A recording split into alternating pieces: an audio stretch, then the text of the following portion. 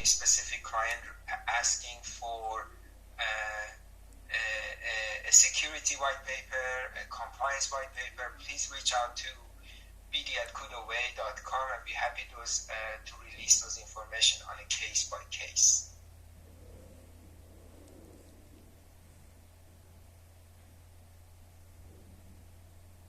Victoria, do we have anybody else on the call? Yes. So we have Sami again. Okay. Merci. Je voulais rebondir sur la réponse de tout à l'heure, si vous le voulez bien. Alors, donc si je comprends bien, vous avez un plan de 10 heures, mais tout à l'heure, Victoria a parlé aussi de la possibilité de louer la plateforme en prépayé, prepaid. Et là, vous n'avez pas répondu à cette partie de la question, si vous voulez bien. Donc, quand on ne prend pas d'abonnement, de plan, quel est le taux horaire ou forfaitaire que vous demandez pour une formule non abonnée? Une deuxième question, si vous le permettez. Vous avez dit tout à l'heure donc, que vous n'assurez pas la certification de la qualité des interprètes, mais Victoria, dans sa présentation, a dit que vous fournissez soit la plateforme ainsi que les interprètes. Et dans ce cas-là, j'imagine que vous proposez un engagement ou un gage de qualité des interprètes que vous proposez dans votre service. Et d'où ma question première, comment est-ce que vous assurez la qualité de ceux-là que vous employez vous-même? Et une troisième question, si vous le permettez, j'en ai 4, ça c'est la troisième. Vous avez dit que les 10 heures peuvent être utilisées en vrac, en une seule fois, ou peuvent être utilisées par tranche, 1 heure, 2 heures. Dans ce cas-là, si c'est vous qui fournissez les interprètes, est-ce que vous les fournissez par tranche horaire, vous les payez à l'heure, ou est-ce que vous leur payez leur journée entière, comme sur le marché normal? Et la toute dernière question, la question du droit de propriété intellectuelle. Nous savons tous l'interprétation d'un interprète appartient à l'interprète après l'interprétation, qui n'appartient pas au client. Si c'est vous qui fournissez l'interprète, est-ce que vous facturez davantage à votre client pour couvrir la propriété intellectuelle? Merci.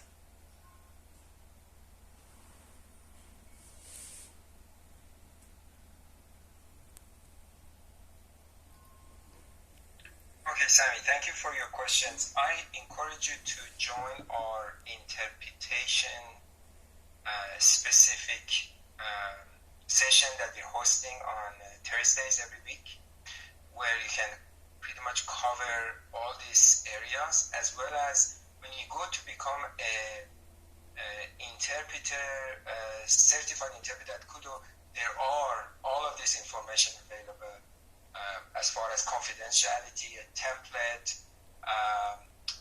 What we do for Kudo certification, we are certifying interpreters how they know to use Kudo as a platform, not vetting them for the quality of interpretation. But if you have any specific questions about the rates, I think we want to share mainly generic terms of our rates and pricing on a call that we have about 80 people on the call. But if you have any specific use cases that how you want to use those 10 hours, whether it's going to be hourly, overall we do not offer one-off session. We're looking for more long-term relationship with our partners. And if you have any specific use cases, happy to review that as a client side. If you have any specific questions about interpreters and qualification and vetting and intellectual property and confidentiality, and as we all have that specific for interpreters on our interpreter focus webinars. Perfect. That's on Thursdays. Thank you very much. Yes, we share you with the link. Yeah. Okay, then we have Grazia next.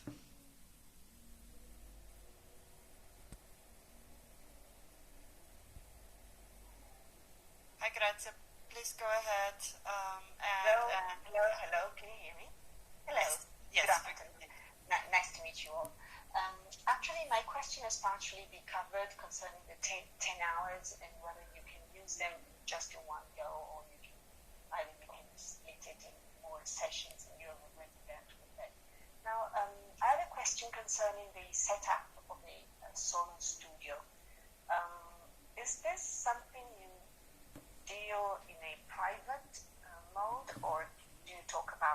also during the sessions.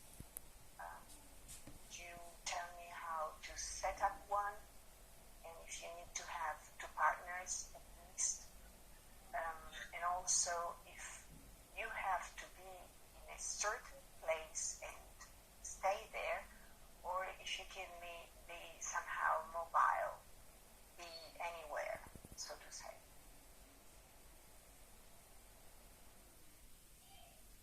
So thank you very much for the question, Gracia.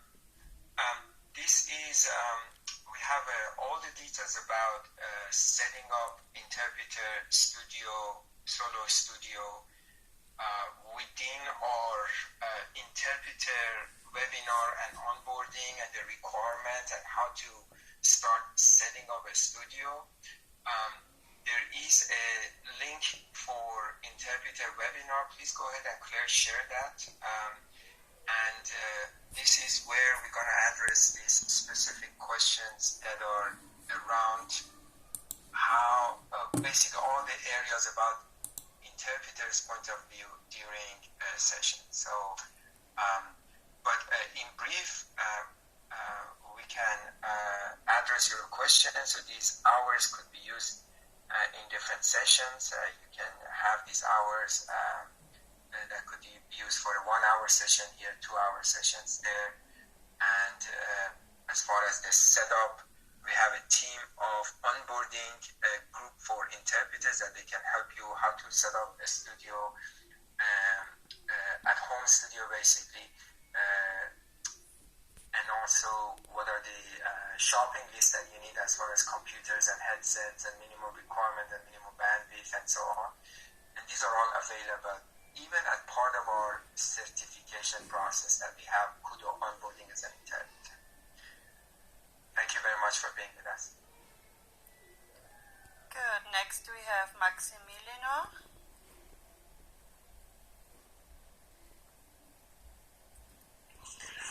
Hola, buenos días, ¿me escuchan?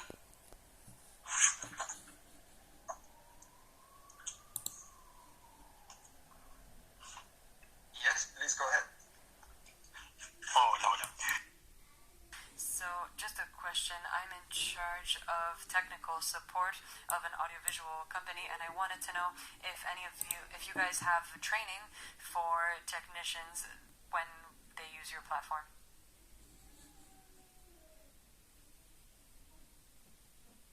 So, if you go on kudoway.com, you would be able to look at resources and then tutorials. And tutorials, we have two sections. One is designed for interpreters. The other one is for operators / client account.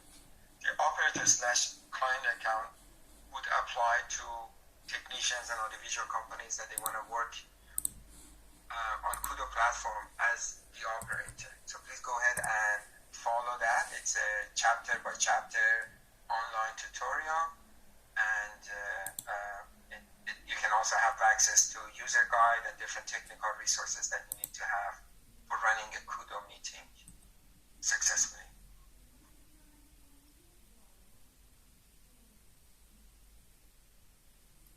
Thank you for that. Next one is Alessandra.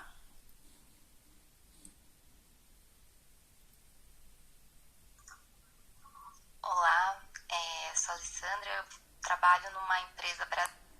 Hello, I'm Alessandra. I work in a Brazilian company, and we have a cooperation with a German company, and our idea is to make this available for our associates, webinars available for our associates. My question is, we already have an in-house interpreter, someone that already works with us, but we would like to record this presentation, this webinar, so we would like to record it, however, only the interpreter's audio and the presentation that will be performed by this German speaker. Are we able to have these functions, to record both the interpreter and the webinar, the speaker? And the other question is, am I able to have a report also of participants whenever this presentation is done and the whole virtual event is over? Can I have a report on everyone that was listening? Thank you.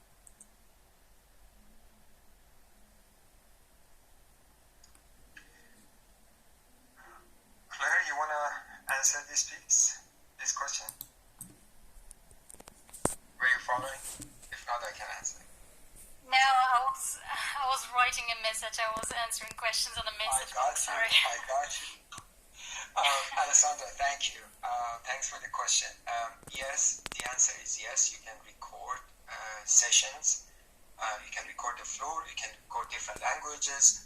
Having recording, it's an option on Kudo based on your earlier decision whether you want to record the meeting to be communicated with everybody in the meeting.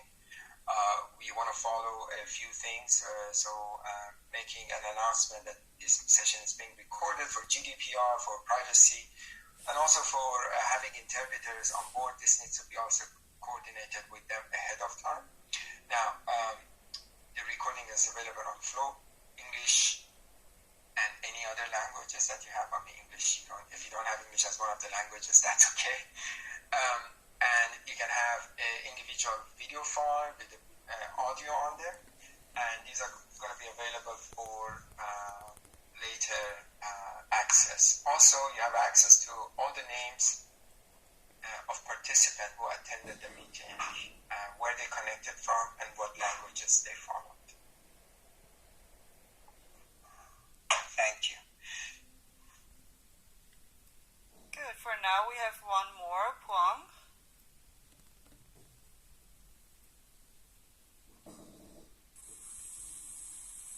Hello, yeah, hi. This is from USA, USPTO. My question is, given recent vulnerability with Zoom web conferencing, where a lot of meeting has been Zoom bombing or hijacking and injecting some inappropriate material into the web conferencing meeting, would you mind to talk about some of your privacy setting configuration available in Kudo so that we ensure that we can have a protected meeting to discuss sensitive information?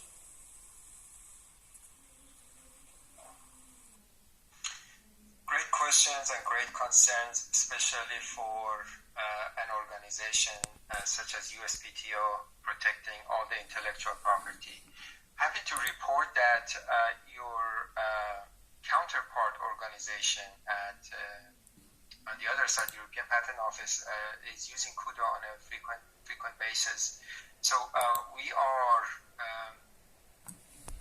have a 70-80 page document about security, compliances, and data protection. So it's not something that we can address it on this call. So I think this requires a very detailed approach, and we're happy to share that with you, with your security officer.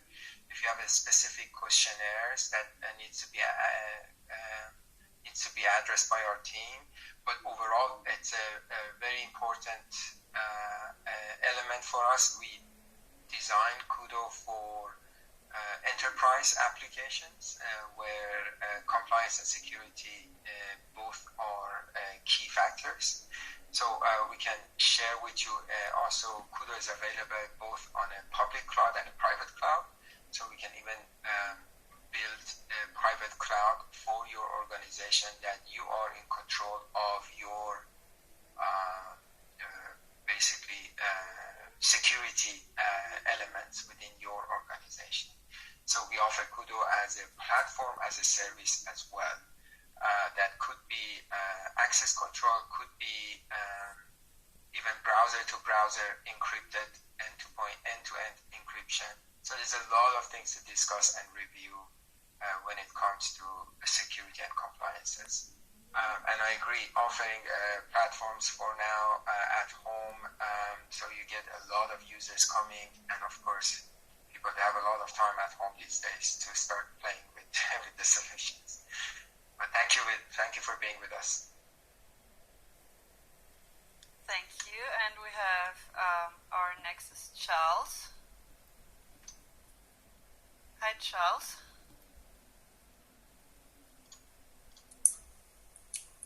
Hello. Can you hear me? Okay, good. Yeah, I'm also from the US PTO, and I have maybe a couple elementary questions. We're considering having a meeting which would include several countries, for example, Korea. And I noticed you did not have a studio apparently in Korea. Is that necessary for you to have a studio in the locality where one of the participants is going to be? And so I'd like to ask a question about the manner of interpretation. Sometimes there's I've been in meetings where it's sort of serial, where the speaker will speak in language A, and it will be interpreted to say the home language, language B, and then a third interpreter will pass it along in a different language. Is that the method you use, or do you go always direct from one language to the other? So, yeah. Thank you very much. Charles, please stay with us. Please stay with us. So, thank you for the great questions. Out of our 16 up and running studios, I believe only maybe 2 of them currently are accessible. Most of those studios are located in cities or countries that they are on lockdown. So the interpreters who are supporting us today in 4 or 5 languages, they're not working from studios. They actually set up a home studio. A couple of them are working from an interpreter booth in their home. Good for them that they have a home that they can accommodate that size, basically interpreter booth in the home. I'm not able to accommodate that. I live in New York and I have a very tiny apartment. So no issue as long as you have major 3 things in place. Proper connectivity, meaning stable wired connectivity, a newer model laptop. When I say newer model, I'm not talking about a Windows 7, 5 years old laptop. We're talking about i5 or i7 or Mac, kind of a 2-3 years old laptop or computers. With the third option, the third key is having a quiet place. An earlier guest, he was asking a question and there was a dog barking. So you can have that as an interpreter, right? So if you have these 3 in place, then you pretty much meet the first 3 basic requirements that you can work as an interpreter from home. Then it goes to details of what type of a headset, what do I do for this, how can I get troubleshooting and so on. So we have that kind of a support needed to be able to do that. Now, about relay, what the function that you were talking about is relay, meaning the floor, let's say, becomes Korean and you have a 4-language meeting, and let's say it's a patent case and one of the attorneys from the other side, they're talking in Korean, and you want this to be on the call because it's an international case and you have English and French as well. So the French interpreter would listen to the Korean interpreter per se going into English if English is one of the pivot language of the French interpreter.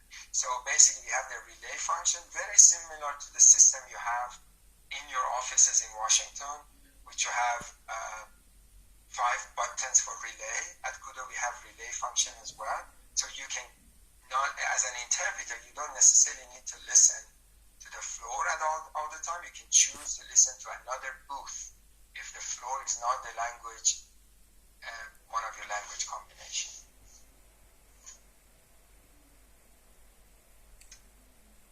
Thanks very much for being with us. And then we have Kevin with a question.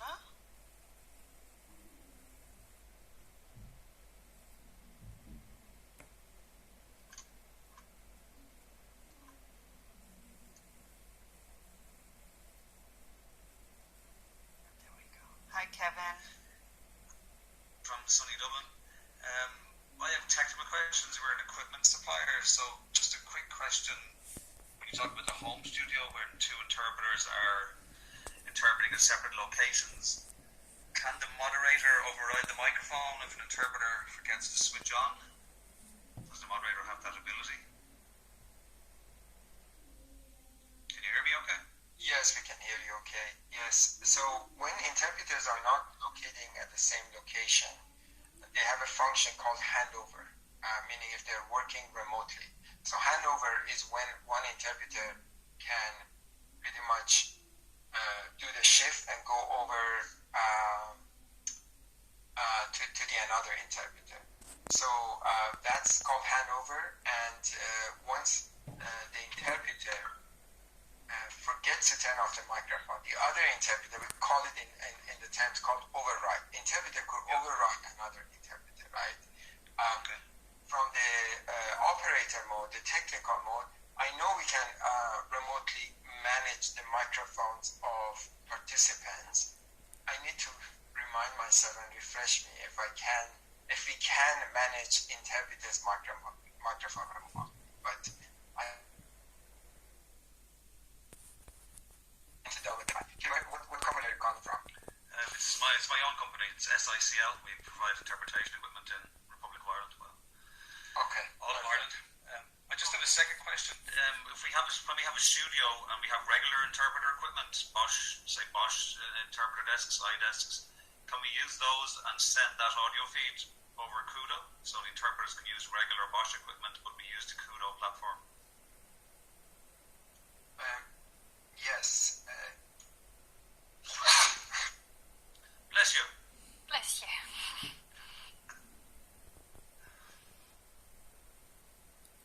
Your mic is on mute. Yeah. It is mute. Yes, the answer is yes, Kevin. If you have, let's say, a four-language setup, then you have your traditional hardware consoles. There is a possibility to get those languages out to Kudo. This could be done via analog output, or if you have a Dante in your Bosch Decente system, you can get the 4 channels on a Dante card on one PC and get all of those audio into one PC to Kudo, and on Kudo you assign those channels into different languages.